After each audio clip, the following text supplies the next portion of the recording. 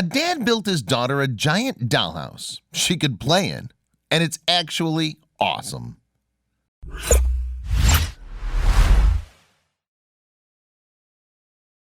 But before we start, please give the video a like and make sure to subscribe to Wonderbot and hit the bell so you'll never miss any uploads from us.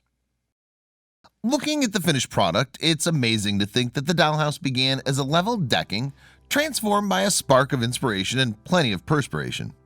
The end result bears no resemblance to the plain swimming pool base it once was. In its place stands a combined playhouse and an amazing work of art, all built for one lucky girl. What was the inspiration? Well, if you haven't heard of rancher and businessman Isaac Elwood, you're likely aware of his product, barbed wire. This man also went on to build the famous property bearing his name, Elwood House, in 1879. It still stands on its original plot in DeKalb, Illinois. Today, it serves as a museum and event venue.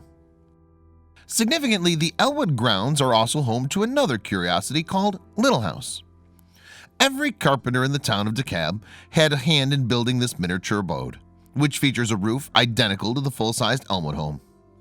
Little House's builders displayed it in a country parade in 1892, and then it fell into use as a playhouse for generations of local children.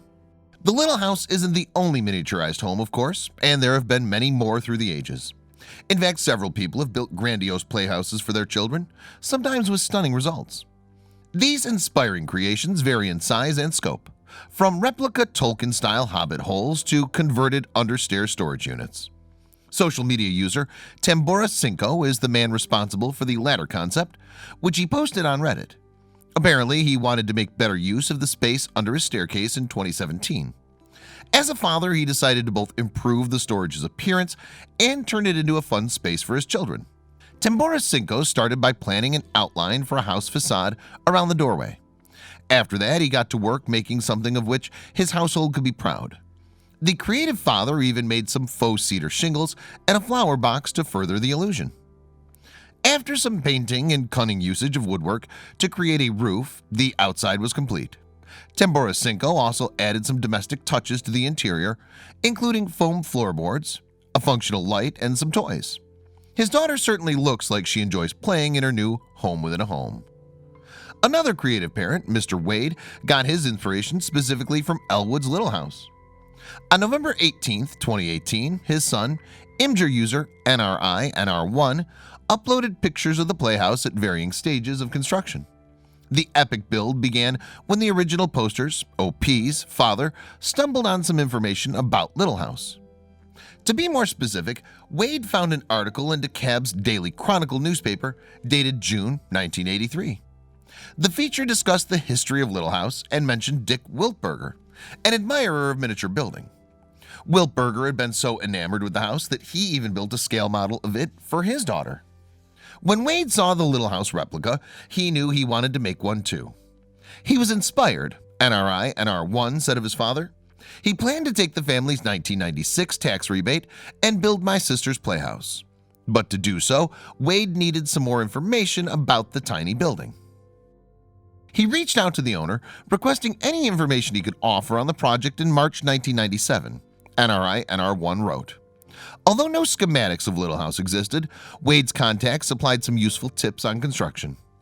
Armed with this invaluable source of information, the OP's father began making his own blueprints. With blueprints ready, NRI-NR1 said, the next natural question was where to build it. Fortunately, the Wades had a perfect place. In 1996, my family had an above-ground swimming pool, the OP continued. Both my parents hated it, so my mother somehow managed to sell the pool in a garage sale that summer. The Wades used their old pool wooden decking as their own Little House foundation. They even turned it into a temporary sand pit to entertain NRI-NR1's sister until construction began in earnest. That event occurred in April 1997 when the OP was just 11. With the foundation in place, Wade began building the wooden frame to both support and shape the playhouse walls.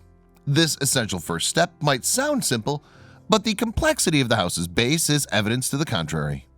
It's a good indication of just how accomplished the finished project is. The family even took a picture of Wade Sr. standing with one of the Little House frames in all its glory. It's worth noting that the neighbors were also building their own full-sized house at the time. Even though the two constructions are completely different sizes, Wade used a similar method for his miniature replica. After the OP's father finished the basic frame shapes, he attached wooden panels to create the walls. However, Wade didn't have to raise them all up himself. His family helped lift them into place. Some pieces took the work of 3 people to slot into position. Using timber beams as temporary supports, Wade began to set the playhouse walls on their foundations. The porch and front facade were the first pieces to go up. And if NR1 NRI's photos are anything to go by, Wade's children were excited to see the structure taking form. "My sister was eager to see the final product," the OP noted dryly on Imgur. Sure enough, she couldn't wait to clamber on her former sandpit and stand on the foundations. But her very own little house was far from finished. Wade still had a lot of work to do. After a successful first day of construction on the pool deck, my mother was ready to smash my father's head in with a hammer. NR1 and NRI joked on the post. It was very clear to her that this project was going to greatly exceed the original tax rebate budget. Nevertheless, the family continued their project, which moved along at a decent pace. By mid-April, the back walls started to take shape, the OP recalled. All walls are up by April 16, 1997. Even at this point, it was clear that when construction was finished, the giant dollhouse would be something special. The following month, Wade called in a favor from his brother to help with the little house. They started with more wooden beams to brace the structure's roof at the top. The Wade siblings also added posts to support the porch canopy and add a decorative flourish to its exterior. However, the project needed more than just a few beams to stabilize it. As a result, the Wade brothers set up a network of rafters to guard against roof collapse. They applied these to both the main structure and the porch canopy before moving on to the house's facade. The same month, Wade attached a roof, again made of plywood, to his daughter's little house replica. Completion of this phase of the build immediately made the project look more like an actual house, rather than just a frame. In addition, Wade painted the porch supports white. It's this kind of attention to detail that makes a huge difference to the final look. With the basic playhouse structure in place, Wade turned his attention to the finer points of the replica, namely making the exterior look a little more like a house rather than a frame. To this end, he added some detailing on the walls and around the window frames. Speaking of windows, Wade finished the frames that previously stood empty. What started out as a combination gift and tax rebate project had become far more. Indeed, if all went according to plan, this labor of love would soon be something for the whole family to enjoy. By the end of May 1997, the siding started to be installed on the exterior walls, the OP described, and what a difference it made. The plain house facades were transformed with paneled weatherboarding. However, for the next job, Wade decided he needed to hire professionals. To be more specific, the roof was too much, even for Wade's impressive do-it-yourself skills. As a result, he and his wife sought out a roofer for a particularly difficult part of the process. Wade wanted the roof fitted with cedar tiles, but it proved challenging even to the tradesmen. As memory serves, it took 2 roofers 2 days to put all the shingles on the playhouse, the OP wrote on Imgur. I recall them saying that this job was actually more difficult than most full-size houses. The end result was worth it, though. It provided a beautiful addition to Wade's replica. Mrs. Wade also helped with the decoration by giving it a fresh lick of paint. She painted the plain walls a warm pastel yellow and the house's trimming a complementary white. By the time Wade's wife had finished, the playhouse looked significantly more welcoming. A few short months and a lot of work later, the Wades completed their project's facade. During that time, they added a lot more detailing to the charming building. The overall look was what NRI NR1 described as a classy Victorian design, complete with decorated eaves. The OP included a picture of his sister on her playhouse porch, which provides a sense of scale. You can tell that the house isn't full-sized, but that makes the attention to detail all the more incredible. For instance, just look at the beautiful heart carvings near the top of the front porch columns. Wade thought through everything about the design, from the architecture to the color scheme. Indeed, a close-up picture of the porch reveals small touches that are easy to miss from farther away. A good example is the railings, the ball decorations, which are alternately shaded pastel pink and green. In fact, the pictures prove that NRI NR1's father gave the entire house a similar level of attention. The family used another soft shade of pink on the playhouse door. But that's not all, they also fitted a functional porch light and doorbell. Door uses an antique crystal skeleton key doorknob and lock, the OP added. Wade retained the antique theme throughout the interior decor too. You can see the Victorian influence in the chandelier and furniture. The pastel colors are also evident in the playhouse ceiling. It's painted a soft blue and dotted with white clouds to look like a calming sky. Naturally, since the house was designed for his daughter, Wade added a play area inside. He kept the domestic aesthetic by including toys based on kitchen appliances.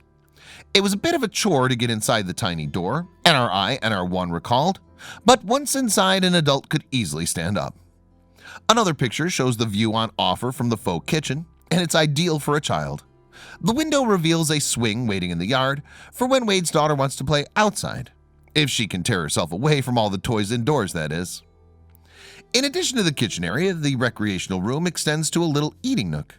The pink and white play furniture fits in well with the two-tone diner wallpaper. The room also provides an excellent view of the garden from the front window, and the house plants are a nice touch. Throughout the playhouse, Wade managed to create the illusion of a two-story house despite the absence of any stairs.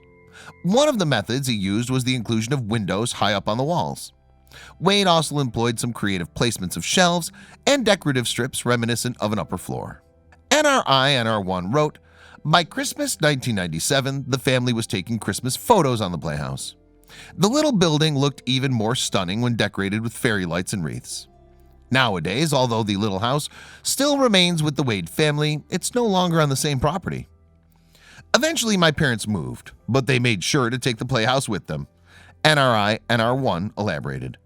"I do have this single photo of the playhouse sitting in its current home. Photo taken by me on February 12, 2010 during Snowmageddon.